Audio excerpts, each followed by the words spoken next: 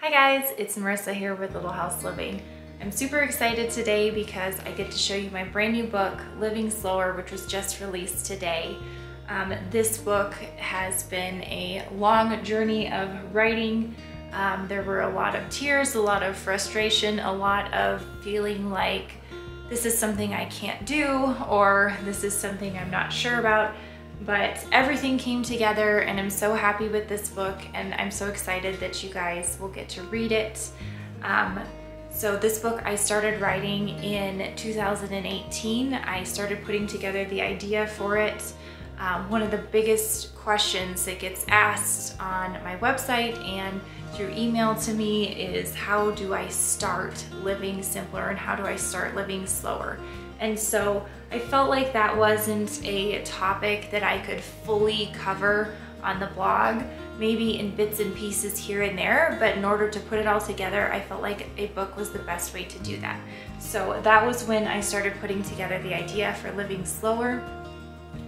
So this book kind of encompasses a lot of different topics that I feel are relevant to living a slower, more simple life. And I didn't want it to just be a book of just general, vague ideas.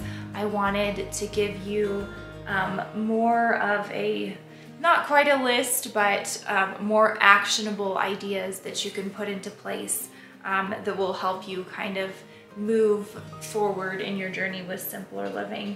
The idea behind this book was that you would find more ways to eliminate the stuff in your life that's not necessary. And that's not just decluttering and the material things in your life, but other things in your life that aren't necessary. They're not helping you. Instead, they're probably hindering you in the things that you really want to do or want to be doing. And so that is why I put together this book to just encourage you that those things can be cut out, and the things that you want to be in your life, more fellowship, more time for hospitality, more time for your children, all of that is definitely possible when you learn how to cut out some of those unnecessary things in your life.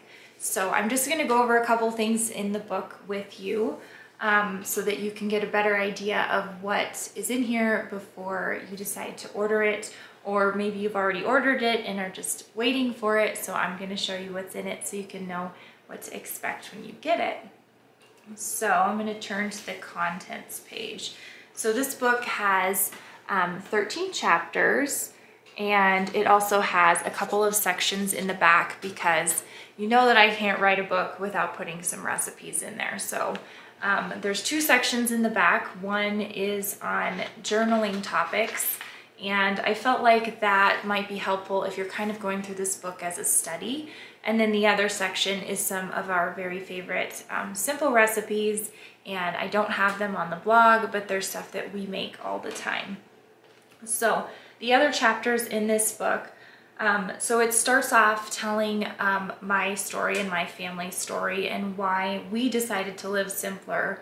It is not something that I've really gone out and shared on the blog before, so it was really hard for me to put on paper. I tend to be a pretty private person and keep things to myself, but I felt like with this book it was really important for me to share my full story so you guys can know where I'm coming from and why we really decided to dig into simpler and slower living in our family's lives. So that is the first chapter. And then the next two chapters kind of just talk about how this can be beneficial. If you're kind of on the fence with living slower or simpler, that might be helpful. Or if you have someone in your house that's not sure about it either, maybe that chapter would be a good read for them. Just to kind of encourage them that this is something really good and here's some of the things that you can get out of it. Okay, then the next chapter is just kind of how to get started. It's kind of like a little cheat sheet on all the other topics that are going to be covered in the book. You can go through the book in order, or if there's something really specific that you want to start with, you can always skip to that chapter and work on that instead. The next chapter is on decluttering and minimizing. that was probably my favorite chapter to write. I really like to declutter stuff and not have a lot of material things in my home. So that chapter is all about that. It's about specifically how I declutter, how my system works, how I go through the whole house, and how I have decluttered and minimized our house so that it takes us hardly any time to do deep cleaning on it. So that's what that chapter is. And then chapter 5 is all about simple, healthy meals. And this is not just a meal planning chapter. It is about how to make meals, how to have family time, and how to really simplify that entire process so that it makes more sense for your family. And then also how to incorporate more healthy foods and take care of our bodies at the same time. Chapter 6 is all about living seasonally. I feel like that's something that's kind of underrated, but really important. So seasonal living would be us just taking advantage of the seasons that we have, whether that be seasons in our life that we're going through or actual physical seasons. And in this chapter, I focus primarily on the physical seasons like spring, fall, winter, etc., and how to really make the most of each of those seasons. So that's really kind of a fun chapter to read if you haven't really thought about living seasonally before. Chapter 7 is how to make a useful space, and that is how to make the most of the spaces that you have. So I go through room by room in your house in that chapter and try to help you make each space into what is going to be the most useful. So not just that your kitchen is where you cook your meals, but the kitchen, like how to set up an easy drink station so you've got your cups and everything laid out properly and helpfully, so that it's easy for your kids to find cups and get their water and all that kind of thing. Things that really simplify each area of your home. That's what that chapter is about. And like I said, I go through the entire house, not just the kitchen, to make each room really live up to its fullest potential. So that's a really fun chapter to go through. Chapter 8 is about creating routines, and that is something that has been hugely beneficial to our family. And I'll talk about in that chapter how a routine is not like this really strict schedule that you're going through during the day, like at 5:30 we're doing this and at 5:45 we're doing this, and that's not what I'm talking about there. It's just about creating like this flow to your day so that things go smoother, they can go simpler, they can go slower. I talk a lot about our routines as a family, like our bedtime routine and our breakfast routine and things that we do, and just kind of why you would want to create routines in general and why they're helpful. So I really like that chapter, and that's a really good one too. Chapter 9 was a tough one to write. That one is on media and technology, which we all know plays a huge role in our lives and always will.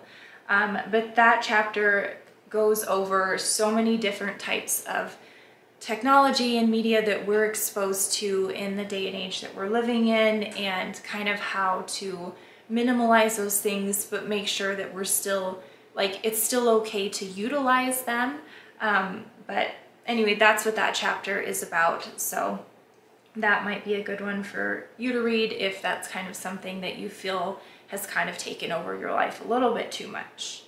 Chapter 10 is about family togetherness, hospitality, and fellowship. I really liked that chapter too, just because hospitality and fellowship are things that are really important to our family. Those are some of the big goals that we have as a family, is to provide a lot of hospitality to others. And to be able to have as much fellowship as we possibly can. So those chapters talk about how we do that, different ways that you can do that without it being stressful. So that's a really good one to read. And then it kind of goes with chapter 11, which is holidays, events, and parties. And that is talking about how to simplify those things. I'm going to talk about all of the different major holidays, and I'm going to talk about how we do like birthdays and stuff like that, and how we've really simplified those things but made them so much more meaningful in the process. Chapter 12 and chapter 13 are kind of basic chapters about living slower and slowing down. If you are really not sure that this is something that you can do and you're just not sure if you want to do it or like how that really looks for you, those chapters might be good places for you to jump to as well before you get into like the decluttering and stuff like that. Chapter 12 does go into detail about how we have a weekly Sabbath day. It's not necessarily Sunday, but you might find that one really interesting, and I talk about how it's okay to be able to rest. Like, that's okay. I think that too often in our culture we feel like it's not okay to do those things, and so definitely read that chapter if you're feeling guilty about any kind of rest. And then chapter 13 goes through a lot of the common questions that I get with living slower. So some of the things are like, what if my spouse is not on board with this lifestyle? And if I work full time, can I still live slower? And how much money does it take to live a simpler lifestyle? Things like that. I try to cover all those questions that I commonly get about a simpler, slower lifestyle in that chapter. So if you have a lot of questions right in the beginning, you might want to jump to those chapters in the end first. And then, like I said, I've got some recipes in the back also, some of our favorite things that we currently make, and then some journaling topics if you want to really go into depth with this study. So that is my book in a nutshell. I really hope that you enjoy this book. I put my whole heart in this book, and I'm giving it to you. So I hope that you enjoy this book, you find it helpful. I would love it if you enjoy it, if you would share it with friends and leave reviews on it. If you want to do some kind of group study using this book and you want my help figuring that out, or if you want me to jump in and visit with your group at some point about it, just let me know. You can always email me. My email is in the in the description box down below, so you can always get a hold of me. But overall, I just really hope that you love and enjoy this book. I loved being able to write it for you. It's such a privilege to be able to do something like this and have it published. So I hope that you enjoyed this book, and I'll talk to you guys later.